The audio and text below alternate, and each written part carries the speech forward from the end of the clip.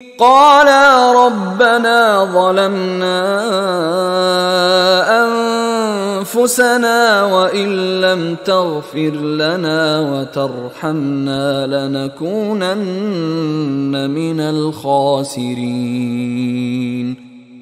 قالا ربنا ظلمنا انفسنا، تو ان دونوں نے کہا کہ اے رب ہمارے، ہم نے اپنے اوپر ظلم کیا، زیادتی کی، ہم اپنی غلطی کا اعتراف کرتے ہیں۔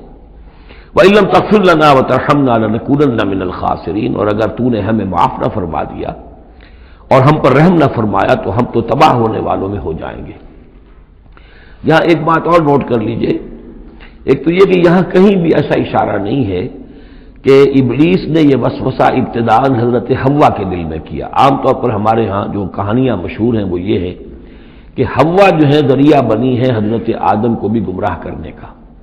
وہ اشارہ نہ سورہ بقرہ میں اس کا ہے نہ یہاں ہے، بلکہ جمع کوئی جو تثنیہ کا صیغہ ہے مسلسل چل رہا ہے، ان دونوں کے لیے معاملہ ہے، بیک وقت ہے۔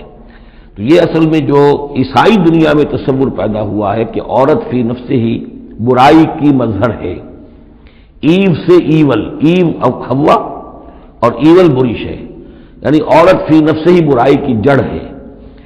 چونکہ ان کے ہاں رحمانیت پیدا ہوئی، شادی نہ کرنا جو ہے وہ گویا کہ اعلیٰ روحانی زندگی کے لیے شرط قرار پایا، عورت سے قرب اور تعلق جو ہے وہ بڑی گھٹیا بات، دنیا داری کی زندگی، حیوانی زندگی قرار پائی۔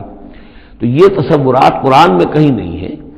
یہ تو جیسے کہ آدم کا معاملہ تھا ویسے حوا کا معاملہ تھا، اور شیطان نے دونوں کو ورغلایا ہے اور دونوں نے اللہ سے معافی مانگی ہے۔ دوسرے یہ کہ یہاں نوٹ کر لیجئے کہ یہاں یہ بتا دیا گیا کہ وہ الفاظ کیا تھے۔ وہاں سورہ بقرہ میں ہم پڑھا ہے فَتَلَقَّىٰ آدَمُ مِن رَبِّهِ كَلِمَاتٍ فَتَابَ عَلَيْهِ، حضرت آدم کے دل میں جو ایک سخت پشیمانی کے جذبات پیدا ہوئے تو اس کے لیے الفاظ خود اللہ تعالیٰ نے تلقین فرما دیے، اور وہ الفاظ یہ ہیں ربنا ظلمنا انفسنا وَإِن لَّمْ تَغْفِرْ لَنَا وَتَرْحَمْنَا لَنَكُونَنَّ مِنَ الْخَاسِرِينَ۔